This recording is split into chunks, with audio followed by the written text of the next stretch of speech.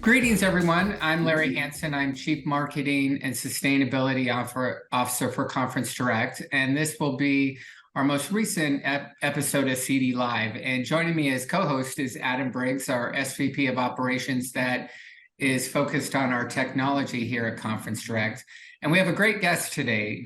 We have Staci Hegarty, who's VP of Equity and Inclusion at Envision Rise and the Institute for Process Excellence. So welcome, Staci and Adam.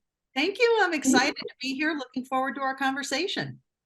So disabilities is a focus here at Conference Direct for us. You know, we have a new one of our caring and connecting committees that's called Empowering Ability. And we know this is an important topic for the meetings industry, but why don't we get started? Staci, talk to us a little bit about Envision Rise and what your focus is there. Sure. So Envision Rise came out of the Institute for Process Excellence. We're still sister companies. The Institute for Process Excellence focuses on processes and products. And for about 25 years before Envision Rise became its own organization, they also included people in that. Maybe 5 or 6 years ago, I suppose it's been, we have taken the people and put them into Envision Rise. And we're talking about diversity, equity, and inclusion. We're also talking about cultural transformation. We talk about the way that change happens, because any change that you make, it doesn't matter how great your product is. It doesn't matter what kind of brand recognition you have.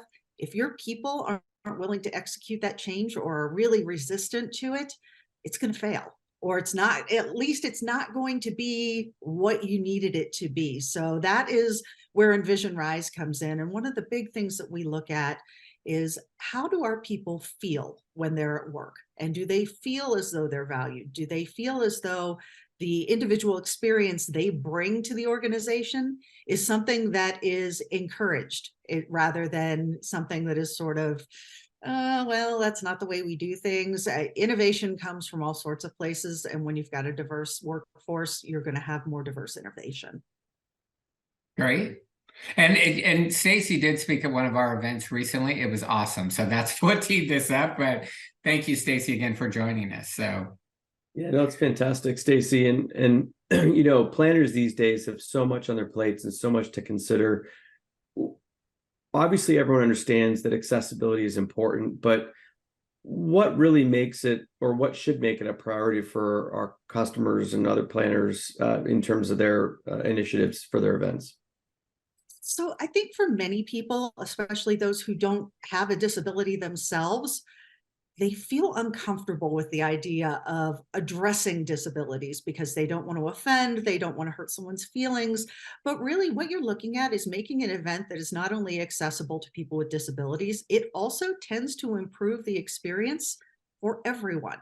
So for instance, we talk about closed captioning a lot. Of course, that is necessary for people with hearing impairment or deafness, but I know even at home, I watch TV with closed captioning on. Just I don't know if that's I'm in that boat too.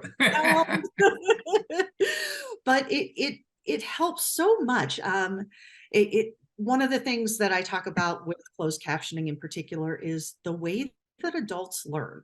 Most people learn visually. So if you've got audio going and then can support that with the closed captioning, people are going to learn better. That really, when you're making accessible events, you're making it a better experience for everyone. You know, and I had a quick question, Staci. Maybe give us a little overview what all encompasses disabilities, because I know when you spoke, there were some insights I picked up on that. Sure. So there are visible disabilities, which obviously you can see by looking at someone, whether they're using a wheelchair or perhaps a cane, or they use a service dog, something like that. But then there are invisible disabilities, and that can be anything from diabetes, that could be Crohn's disease, that could be mental health issues, that could be even people who maybe have a hard time hearing. We'll talk about my dad who claims he hears perfectly fine, but he does not hear perfectly fine. And you know, a lot of people won't display their disability or let you know that it's there. So you kind of have to understand that you won't always know if someone has a disability. You may have people who have environmental sensitivities, and fragrances can trigger an asthma attack, which is something you really don't want to have happen at an event or really any place. You get the flashing lights for people with epilepsy as well. And yeah, I totally understand. So you mentioned closed captioning, and I think that's a good example of some technology that can be used to help make events more accessible. What are some other tools that planners can use to help with this? So there, is there an online checklist that they can use? Is it, are there other tools they could use for their events? Absolutely. So I would first say that you really need to determine what your priorities are. You can really go down a rabbit hole with finding all sorts of tools and software and all kinds of things that can help you with your event. There are dozens of different closed captioning tools. Some can be used in real time, which obviously you're going to want to have at an event. Others can be used in preparation if you're doing a recorded event. There are glasses that you can buy to help you understand what your space looks like to someone that has glaucoma or has cataracts, and those are very inexpensive. There are people like me that you can hire to come do these kinds of things, although most organizations, honestly, I want you to get to the point where you're doing it yourself. I don't want you to have to plan for someone else to be there to get you through. You want to be able to do it on your own. There are lots of great checklists that exist. Of course, we have one that is specifically for Conference Direct, but there are tons of examples. You can Google them. One of the greatest resources that I've found for that kind of thing are universities. Universities do so many kinds of presentations throughout their school year, and they're for the community. So they've got to really be mindful about accessibility, and they have some wonderful checklists that include not only registration forms, but also include a checklist of exterior space, interior space, lighting, the sound system, the closed captioning, even the food that's served at the events. One follow-up question on that for the captioning. I know as recently as 3 or 4 years ago, the AI captioning tools on the marketplace were not that accurate and required a lot of fine-tuning and touch-up after. Have you seen any, or what kind of improvements have you seen given the rapid rise and advancement of AI recently? Is that It's seen actually improvement pretty there? amazing how much better the tools are now. They do sort of struggle if a speaker has a heavy accent or if there's a lot of background noise, but that's gotten better. I've gone to meetings where a couple of years ago there was a lot of inaudible as the closed captioning. That's gotten so much better. Even just something as simple as using the subtitle tool on PowerPoint has gotten tremendously better, and I obviously expect to see that it continue to improve. That's great. I mean, one of the areas that Adam and I have talked about a lot is website and compliance with that.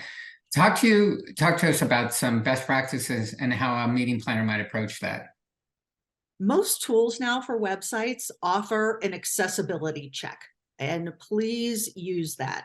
You also want to be very careful about using too many graphics, too much background stuff going on. You want to make it as simple as possible with obviously not losing your branding, not losing the visual appeal of your website.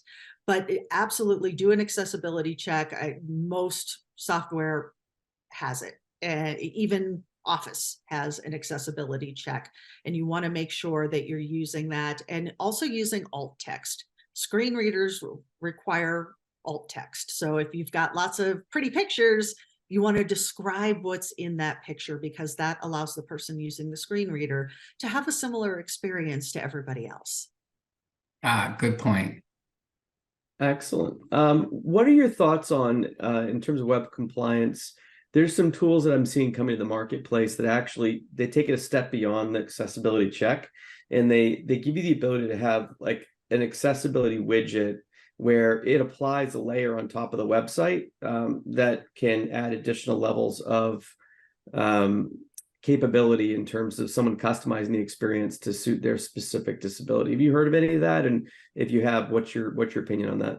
No, I have heard of it and I have not used it personally, but I think anything that's going to make the user experience better for people with disabilities, go for it.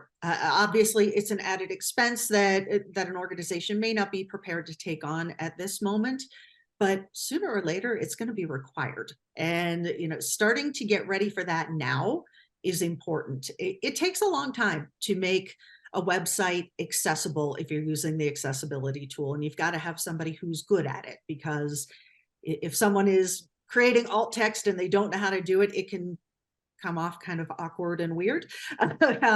So the kind of tool that you're describing takes that unknown out of there. So absolutely, I would say if you've got the ability to use it, absolutely use it, because it's going to make your life so much easier. I'm all about making life easier for everybody as we navigate new waters of technology and where it intersects with accessibility.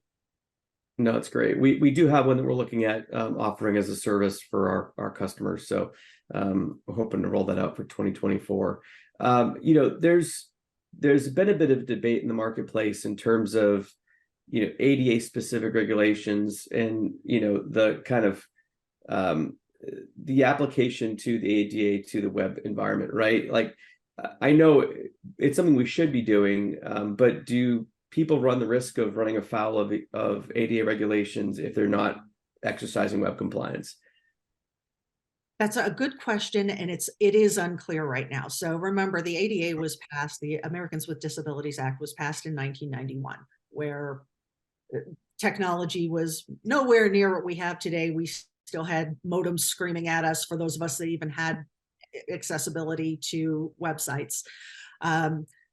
The ADA has not kept up the language of it, and has not necessarily put hurdles yet, but it's coming.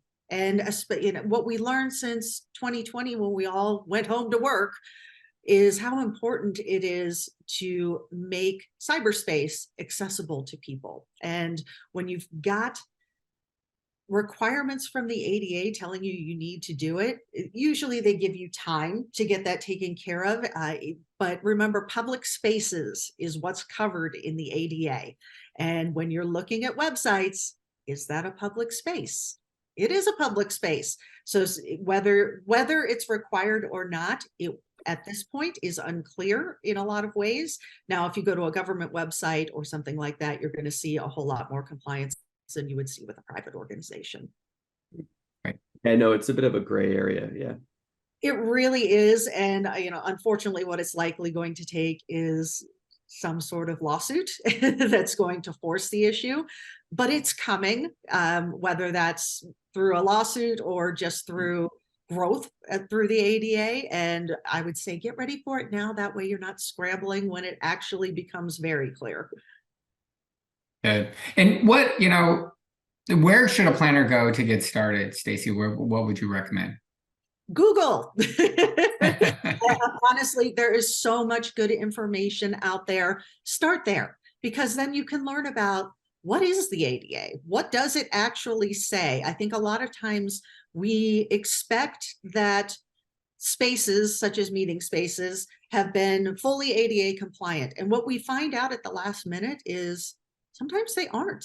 And that may have to do with when the building was built, or they may have some sort of workaround kind of weird thing that, it makes it accessible, but it also makes it really uncomfortable and embarrassing for people. The one example that I use is with a councilman here in Denver who was participating in a debate, and the debate was being held in a very well-known public space here in Denver, with no way for him to get his wheelchair on the stairs, up the stairs. And there was no ramp, and no one in the planning of this whole debate even considered that the councilman is in a wheelchair. And this is known information in Denver. So you can't rely on the venue to have done all of that ADA work and making accessibility comfortable for people. Sure, they could get the wheelchair on the stage, 200-pound wheelchair, had to carry him up there, and he crawled up onto the stage, which is not the way you want an event to go. So using tools such as a checklist, and Larry mentioned that that planners love checklists. That makes perfect sense to me.